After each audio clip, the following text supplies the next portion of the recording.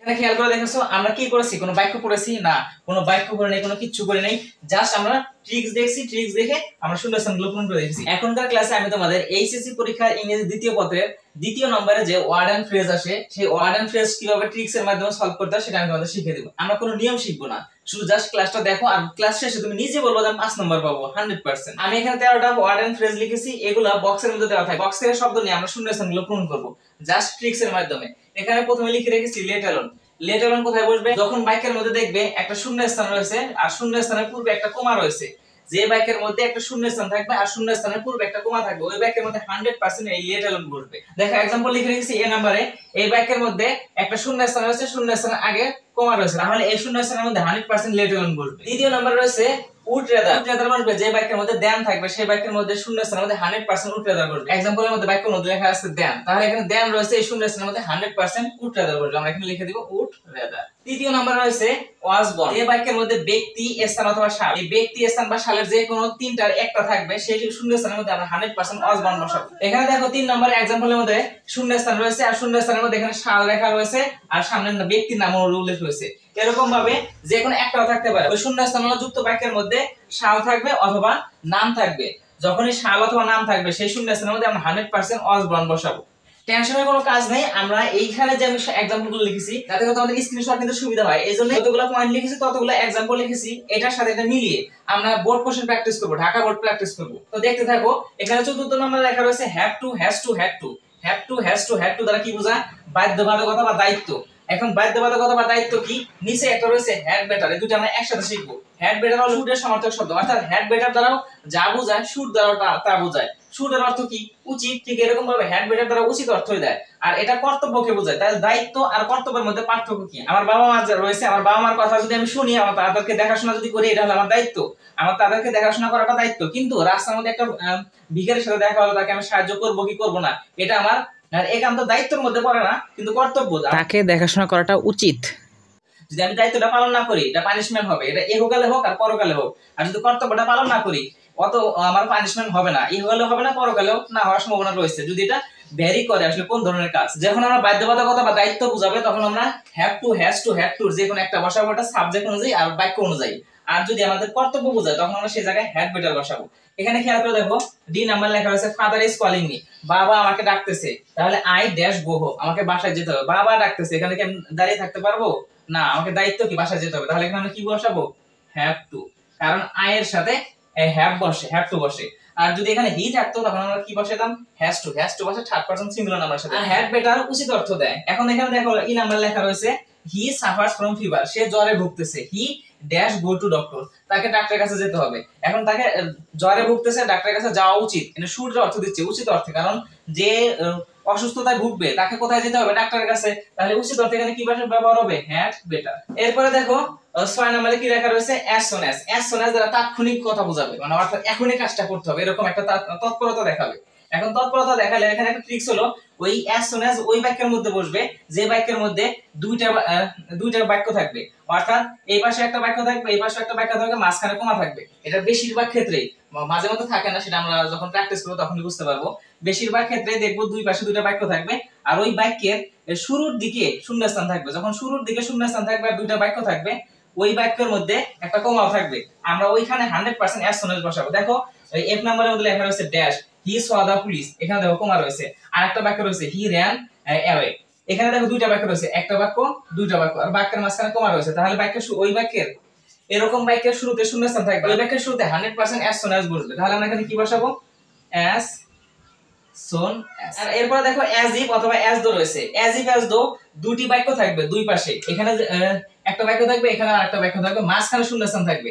এখানে কিন্তু দুইটা বাক্য থাকবে, কিন্তু মাঝখানে কমা থাকবে, শুরুতে শূন্যস্থান থাকবে।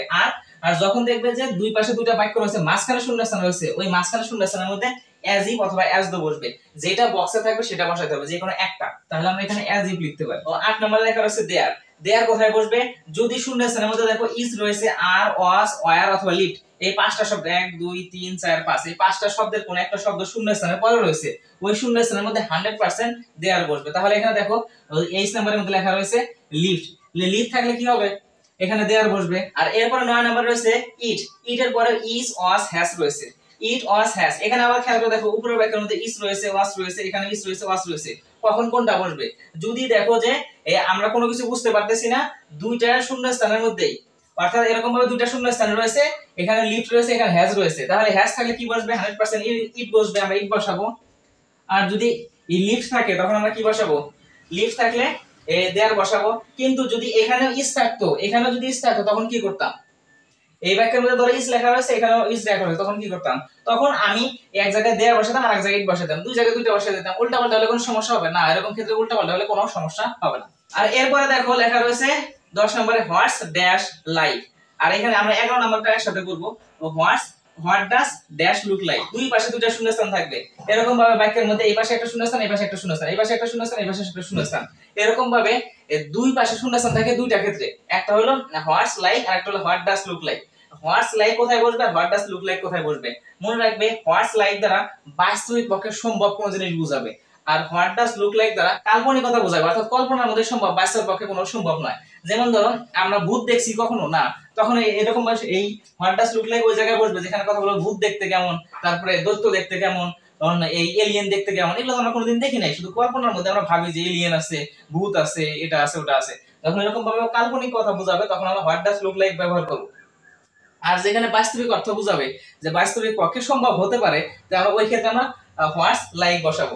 যেমন ধরো এখানে বাক্যের মধ্যে লেখা রয়েছে dash a new car dash, অর্থাৎ একটা নতুন গাড়ি দেখতে কেমন। তাহলে গাড়ি তো আমরা দেখতে পারবো, এটা বাস্তবিক পক্ষে সম্ভব। তাহলে এখানে দুইটা শূন্য স্থান রয়েছে, পাশাপাশি হোয়াটস আর এক পাশে বসবে লাইক। কিন্তু কে নাম্বারে দেখো এখানে লেখা রয়েছে ড্যাশ এ জাইন্ট ড্যাশ, অর্থাৎ জাইন্ট কে আমরা কখনো দেখছি না, এই পাশে দুইটা শূন্য স্থান রয়েছে, জাইন্ট হলো কল্পনার মধ্যে থাকে, তাহলে আমরা এখানে কি বসাবো? What does look like. এরপরে দেখো শেষে রয়েছে would you mind and what's it like. Would you mind এবং হোয়াটস ইট লাইক এই দুটাই শূন্যস্থান বাক্যের শুরুতে বসে, আর এইটা শূন্যস্থানের পরে ভার্বের সাথে আইএনজি থাকে, এখানেও ভার্বের সাথে আইএনজি থাকবে, এখানেও ভার্বের সাথে আইএনজি থাকবে। কোনটা কোথায় বসাবো খেয়াল রাখবে। উড ইউ মাইন্ড দ্বারা প্রস্তাবনা বোঝাবে, যে বাক্যের মধ্যে দ্বারা যে বাক্যের অর্থ দ্বারা প্রস্তাবনা বোঝাচ্ছে সেই বাক্যের মধ্যে আমরা উড ইউ মাইন্ড বসাবো। আর যে বাক্যের মধ্যে প্রস্তাবনা বোঝাবে না, ভীতি কাজ করবে, সেখানে আমরা হোয়াটস ইট লাইক বসাবো। এখানে দেখো বাক্যের মধ্যে কি লেখা আছে?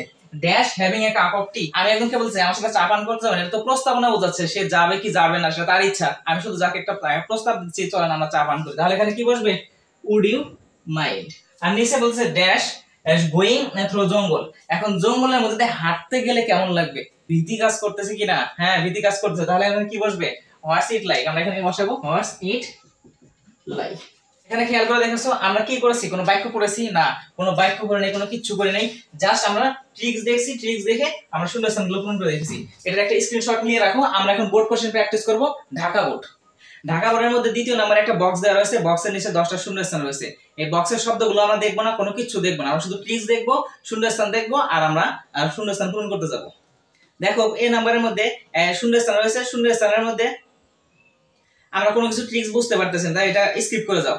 আমরা সাধারণত যেটা বুঝবো না ওটা আমরা সবার পরে লিখবো, যেটা যেটা বুঝবো ওটা আমরা আগে লিখবো, আবার যেগুলো ফাঁকা থাকবে ওগুলো পরে লেখার চেষ্টা করবো। বি নাম্বার শূন্যস্থানের মধ্যে দেখো দেন রয়েছে, যখন দেন থাকবে তখন আমরা ওই শূন্যস্থানে কি বসাবো? উটরেদা, তাহলে এখানে আমরা উটরেদা বসাবো। তারপর সি নাম্বার দেখো, সি নাম্বার শূন্যস্থানের পরে লিফট রয়েছে, লিফট থাকলে সেখানে কি বসবে? অবশ্যই দেয়ার বসবে। আর ডি নাম্বার রয়েছে ভার্বের পরে আইএনজি, ভার্বের পরে আইএনজি থাকলে কি বসে? উড ইউ মাইন্ড অথবা হোয়াটস ইট লাইক। এখন দেখতে হবে এটা কি প্রস্তাবনা বোঝাচ্ছে নাকি ভীতি বোঝাচ্ছে। দেখো এখানে কি লেখা আছে? Watching a horror or film at midnight you are really scared, মানে হরর ফিল্ম দেখার পর আমরা ভয় পাই, তাহলে এটা কি স্কার্ড বোঝাচ্ছে, অর্থাৎ ভীতি বোঝাচ্ছে। তখন আমরা কি বসাবো?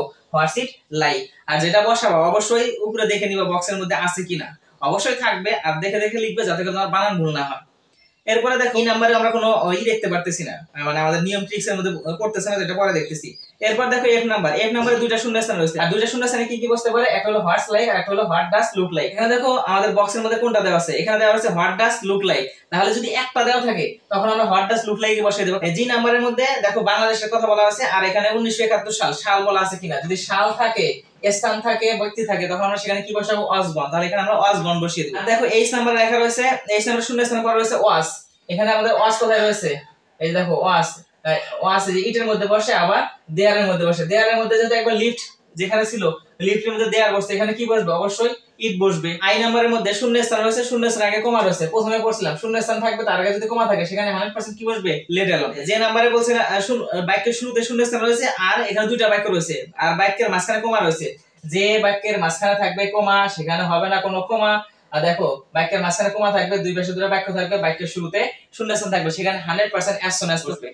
দুইটা শূন্যস্থান আমরা স্কিপ করছি, এ নাম্বার এবং ই নাম্বার। এরকম দুটি বাক্য যদি থাকে আমাদের মনে রাখতে হবে একটি বাক্যের মধ্যে অবশ্যই হ্যাভ টু অথবা হ্যাজ টু বসবে, অপরটির মধ্যে হ্যাড বেটার বসবে।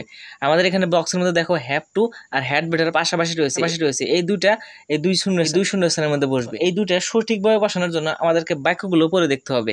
যেটা আমাদের দায়িত্ব বুঝাবে সেখানে হ্যাভ টু, আর যেখানে আমাদের কর্তব্য বুঝাবে সেখানে আমরা হ্যাড বেটার বসাবো। এই নাম্বারে লেখা রয়েছে time is very valuable, we dash utilize time properly. Time অনেক মূল্যবান, টাইমকে আমাদের প্রপারলি ইউজ করতে হবে। আমরা দায়িত্ব মনে করে হ্যাভ টু বসাবো নাকি কর্তব্য মনে করে হ্যাড বেটার বসাবো, এটা আমরা ই নাম্বার বাক্য পড়ার পরে বুঝতে পারবো। এখানে লেখা রয়েছে ইট ইজ উইন্টার, এখন শীতের সময়, you dash by a coat, তোমাকে একটা কোট বাই করতে হবে। এখানে খেয়াল করে দেখো এ নম্বর বাক্যটা টাইম আমাদের গুরুত্বপূর্ণ, এটা আমাদের সঠিকভাবে ব্যবহার করতে হবে। এটা যেমন আমাদের দায়িত্বের মধ্যে পড়ে, তার থেকে কিন্তু দায়িত্ব এখন বেশি, কারণ আমরা সময় অপচয় করলে যে ক্ষতিটা হবে তার থেকে কিন্তু শীতের সময় যদি আমি কোট না কিনি, আমার যদি কোট না থাকে তাহলে কিন্তু আমি ঠান্ডায় মারা যেতে পারি।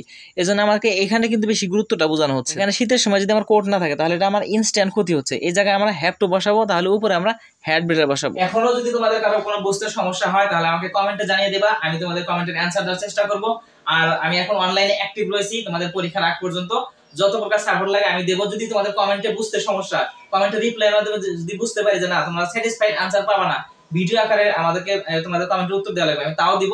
কিন্তু তোমরা এই ট্রিক্স এর মাধ্যমে এই 10টা শূন্যস্থান ফিল আপ করে 5 জনের পাস করবে, এটা আমার লক্ষ্য। যদি